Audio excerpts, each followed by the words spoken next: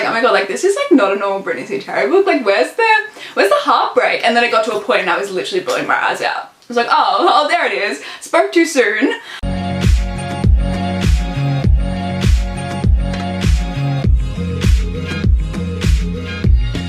Hello guys and welcome back to my channel. So in today's video I'm going to be filming my February reading wrap up. I read a lot of books this month and I'm so excited to share them all with you, and I read some amazing books, so let's just go ahead and get into the video. Okay, so the first book that I read this month was Lotus by Jennifer Hartman. This is my second Jennifer Hartman book. I read Still Beating last month and I absolutely loved it, and I absolutely loved this book too. They're kind of, they're kind of interconnected a little bit. You can definitely read them both as standalones. I would recommend reading both of them, of course, because they're both amazing, but some of the characters cross over, so it was really fun to see Dean and Cora in this book, and I absolutely loved it. So this book follows Oliver and Sydney, and basically Oliver was kidnapped when he was 8, I believe. On the 4th of July he was abducted and no one has seen him in like 22 years, and then 22 years later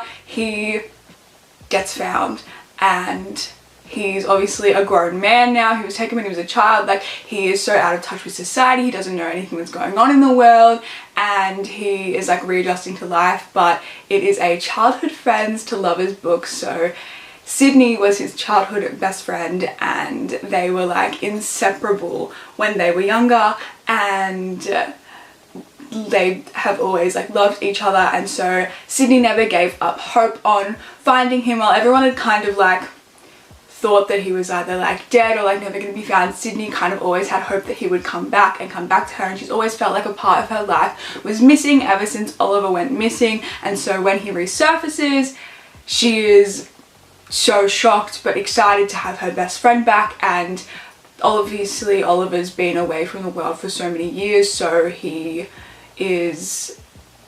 doesn't really know how to act around like people and things like that, and so it's about him like readjusting and them falling in love, rekindling that friendship, and it's literally so cute. I'm obsessed with this book.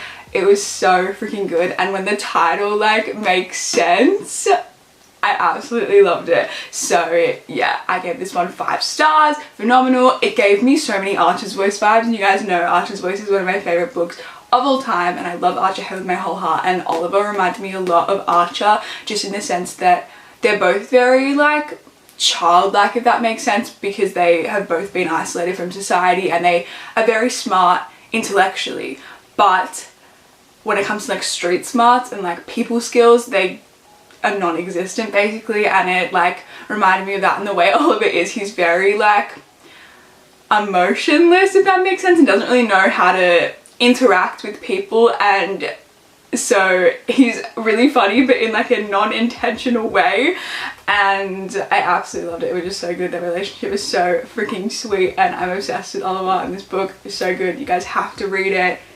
Amazing. The next book that I read was Hooked by Emily McIntyre, and I love this book. I gave it 4 stars. It just wasn't quite that 5-star for me, but I still absolutely loved it.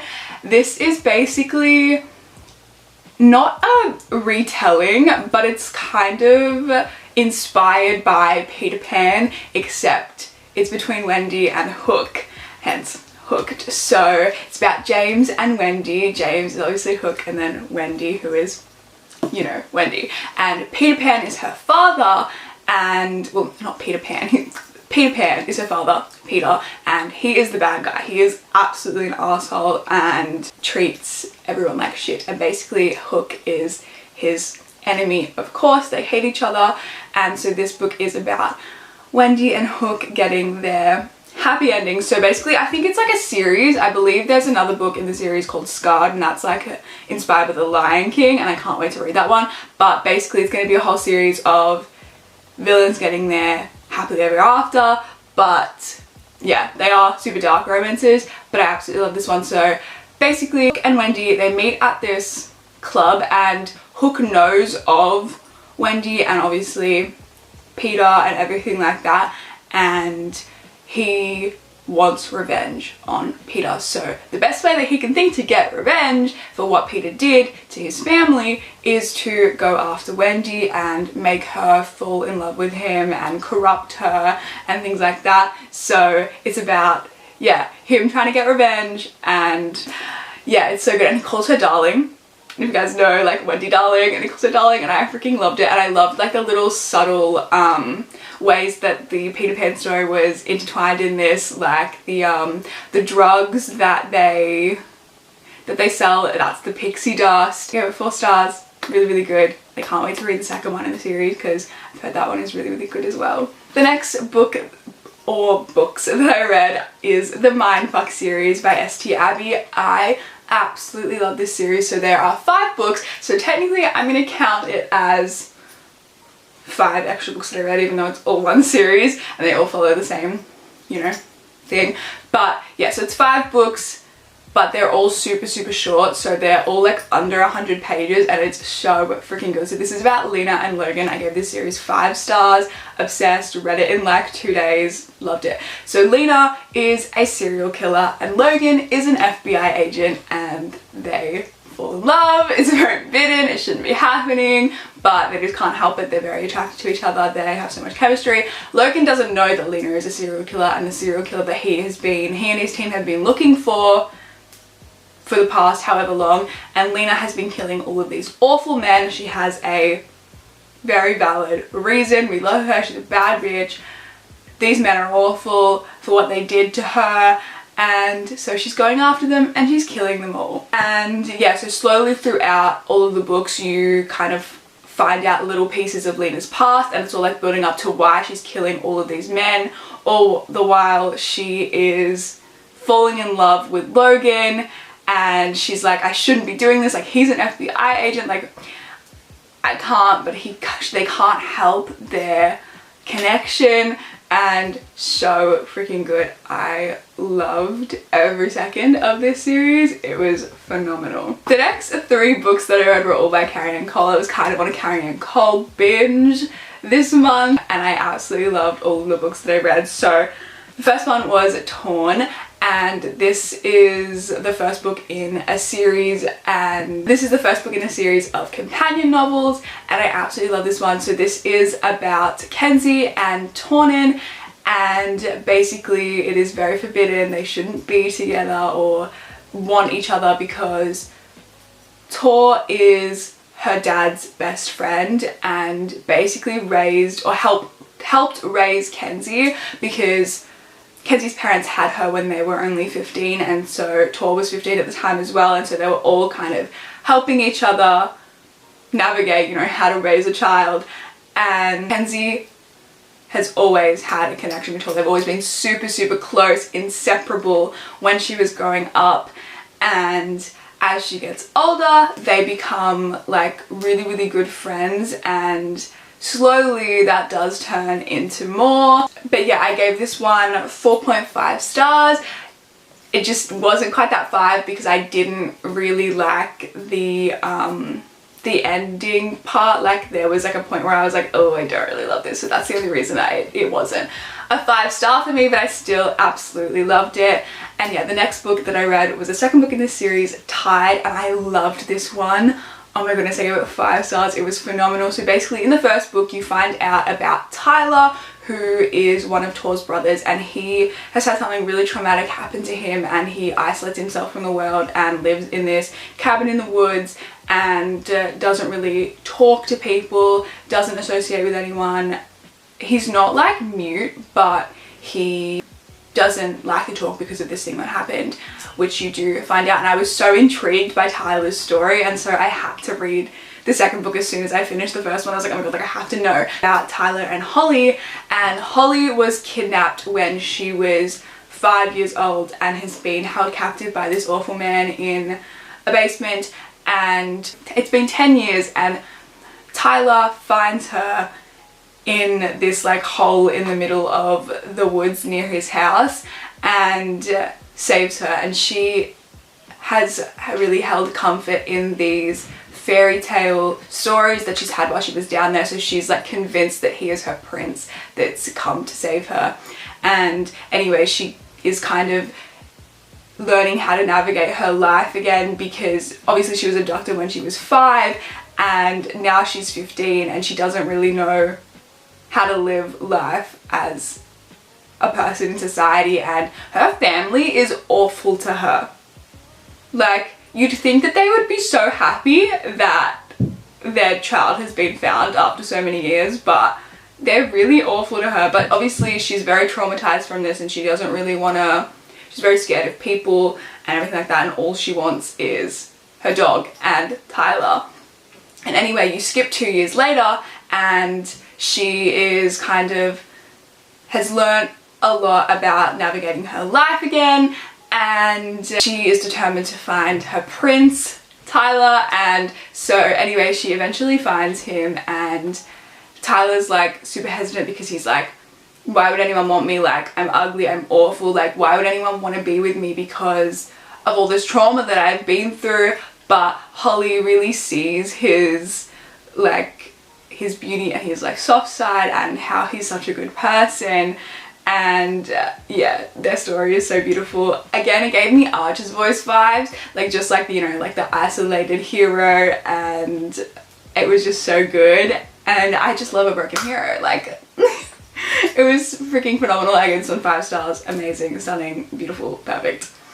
And then the last Carrie Ann Cole book that I read this month was Don't Kiss the Bride, and this one wasn't my favorite. I gave it 3.75 stars because I was loving it throughout the whole book, and then it's a slow burn, but it's slow burn for like no reason. I feel like it just like didn't need to be 500 pages long, because like things had already happened between them, but it was just like the slow burn for them to actually get together.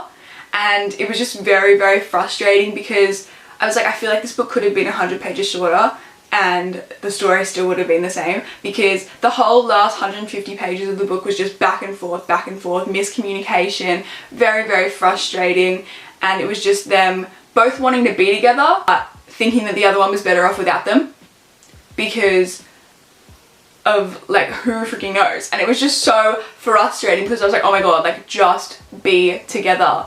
You both clearly want to be together, but the other one thinks that they don't want to be with them. And I was like, if you just communicated your feelings, then you would both know that you both are in love with each other, you don't care about the age gap, and you want to be together. But it was so frustrating, so that's the reason I couldn't give it like a 4 or a 5 star, even though it was a 5-star read at the start. And then it kind of just went downhill as we got to like the ending, because it didn't need to be that long. This book is about Jude and Skylar, and Skylar is really struggling in life. She has a lot of medical issues, and she doesn't really have any family. Her mum is kind of crazy. Her dad left them, and she is really, really struggling. And Lucky / Jude, he sees this, and he's a construction worker, and he's like working on a house or something near her school, and that's how they meet. He helps her with her car, and he sees that she's really, really struggling, and so he proposes this idea that they get married so that she can be on his like medical insurance and get, you know, healthcare and get the help that she needs, because she has an eating disorder, so that is a trigger warning for that. But it's not like it's like something specific where she is so traumatized from her getting like food poisoning and getting sick so much when she was younger that she can't eat a lot of foods, because it just makes her like, it's like a really strong mental thing where it just makes her feel sick, or she feels like she's gonna choke or things like that. So she literally eats like bread, and it's like, it's not healthy, and she has a few other like health problems, and so she really needs like medical assistance, but she can't afford it, and her mum is like this hoarder and she can't like provide for her. And so yeah, Jude proposes, they get married, she can move in, live in a separate bedroom, nothing's gonna happen between them, they're just gonna be friends, and she can get access to the medical help that she needs. And Skylar's kind of like, why would you want to help me? Like, you don't even know me, I'm just this random girl that you met. And Jude's like, you know, I just want to be like, I'm just simply doing something nice, like I don't want anything out of it, I just want to help you because you really need the help. And so they get married, so it's marriage of convenience, and she moves in, and obviously they're both super attracted to each other, but they know that nothing can happen because of the age gap for one, but also because like it's just like it would never work. She's 18, he's 34, 35, something like that. And obviously it is a slow burn, so there's so much tension between them. I loved their friendship, I loved their banter, it was freaking hilarious, and their chemistry was just phenomenal. And though obviously that tension's gonna snap, things happen, and yeah, it was just very frustrating towards the end when I was like, it could have literally been 100 pages shorter, because we don't need this back and forth. It's just felt unnecessary. But yeah, that's the reason it wasn't the 4 or 5 star for me. But I did really enjoy the whole first half of the book. The next book that I read was Ignite by Melanie Harlow. This is a single dad romance. You guys know I love single dad romances. This one wasn't my absolute favorite. I think it's just Melanie Harlow's writing that I must not gel with, maybe. I don't know, because I read Irresistible, I think it's called, which is another single dad romance by her, and I didn't love it, I didn't hate it. It was just kind of like, it was an okay book. But yeah, I did really like this one, but wasn't my favorite. This is about Winnie and Dex, and basically Winnie is the guy from Irresistible's daughter. So I didn't even like realize, and I was like, oh my god, that's so like cool that they're like interconnected. And like, what are the chances that I read the like one book that you needed to read in order to like get the full circle of this book. But obviously like it's a standalone, you don't have to read it, but I just thought it was like cool how they were connected, and you know, she fell for a single dad like her stepmom. But yeah, so it's about Winnie and Dex. Dex moves in next door to Winnie. He has these 2 little girls. They're so freaking cute, they're adorable.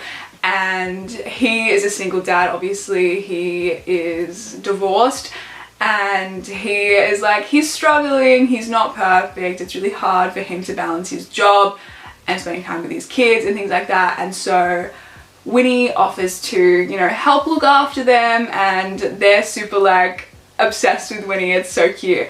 And Dex is super adamant that nothing can happen between them. There's an age gap. He's like 30 something, she's 21 I think, but he's like, no, she's too young for me, like that's weird, why would you want to move with an old girl like me? But they just keep finding themselves alone together, and eventually things happen, and it's super cute. And yeah, I go with 3 stars. I really enjoyed it. Love a good single dad romance, you guys know I'm a sucker for those, so yeah. The next book that I read is The Gravity of Us by Brittany C. Cherry. I loved this book, 5 star, phenomenal, another single dad romance. This is the 4th book in a series I read, The Silent Water, a couple months ago, and I absolutely loved that. And they're all complete standalones. They're not even interconnected, like the characters don't cross over or anything like that, but they're in like an Element series. So yeah, but you can read them all as standalones. I haven't read the first 2 books, I've read the 3rd and the 4th, and I absolutely loved both of them. So yeah, The Gravity of Us is literally stunning. I loved every second of it. This one is about Graham and Lucy, and honestly, I'm not going to tell you guys anything about this book, going to it blind, because I didn't know anything about it other than the fact that it's a single dad romance, grumpy sunshine, and it's so freaking good. You guys need to read it. Brittany C. Cherry's books are so emotional, and this one wasn't like that at all until a certain point. Like, it was so funny, and I was laughing so much, and I was like, oh my god, like this is like not a normal Brittany C. Cherry book. Like, where's the heartbreak? And then it got to a point and I was literally bawling my eyes out. I was like, oh, there it is. Spoke too soon. But it's so freaking good. Definitely go into it blind. I didn't know anything about it, like I said. The synopsis literally gives like nothing away other than the fact that Graham feels nothing, Lucy feels everything. They're complete opposites. He's the epitome of grumpy, she's the epitome of sunshine. He hates everyone in the world. She is so in touch with people and her emotions, and they find each other and it just works, and it's so freaking good. I am obsessed. You have to read it. Amazing.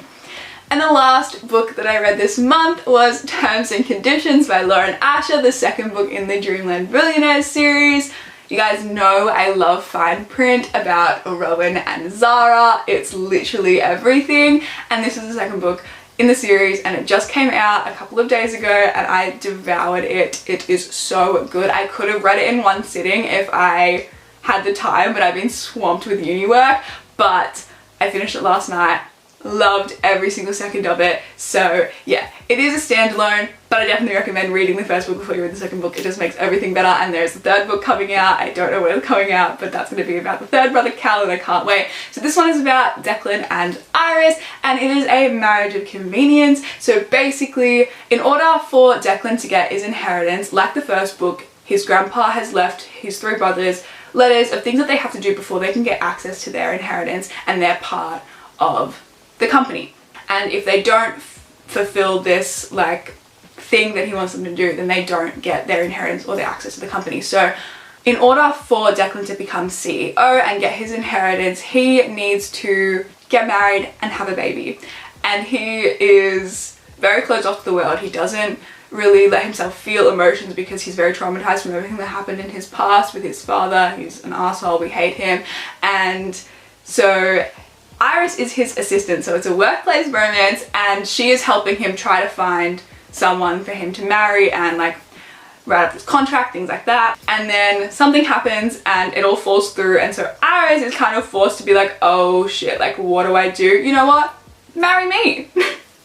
I'm gonna be your new wife. So they get married, and they have this like I hate you banter. It's very, very funny. I was obsessed, like the way that Declan thinks that can get anyone to do anything that he wants. He's like, if you're like, everyone listens to him, but Iris puts him in his place and like is the only one that kind of speaks back and like stands up to him, and I freaking love it. And so yeah, they move in together. They obviously have to pretend to be together around everyone, and obviously you guys know fake love always turns into real love, and I was obsessed. Declan falls so hard for Iris. I was literally obsessed with it. I loved Declan. He was literally everything. Such a sweetheart, and only soft for Iris. It's definitely I hate everyone in the world but you. And it's just so good. I was obsessed. And the title reference towards the end, everything, so good. You have to read it and read the fine print. Amazing. I loved it. 5 stars. So that is all the books that I read this month. I hope you guys enjoyed this video. Make sure you give it a thumbs up if you did. Subscribe to my channel if you're not already, and I will see you guys in my next one. Bye guys.